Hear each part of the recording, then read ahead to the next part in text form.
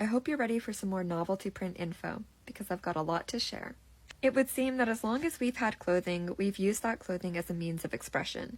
So pinning the exact start date of, quote, novelty prints is quite tricky, but from what I found, the 1920s, we saw novelty prints marketed more towards men's clothing and women's accessories like handkerchiefs, etc., but there were elements of, quote, novelty design. The 1930s is when we start to see novelty prints marketed in women's fashion. A lot of this can be attributed to a form of escapism from the trying times of the Great Depression.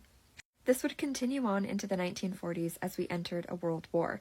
Novelty prints were now akin with mainstream fashion, being worn to the races and by everyday people. And as I touched on earlier, the novelty prints were being used as a form of escapism through fashion as the world went through extremely harsh times. Because of this, you'll notice that a lot of the novelty prints through the 30s and 40s focused on flowers and nature and a lot of happy imagery. Then came the 1950s and the circle skirt. With the popularity of circle skirts and full skirt dresses, there was a lot more real estate for novelty prints and appliques. I can only think of quirky as the word to describe some of the prints that happened in the 1950s. They were truly a sight to be seen, but there were also minimal 1950s novelty prints, like these ones shown here, and of course this iconic dress.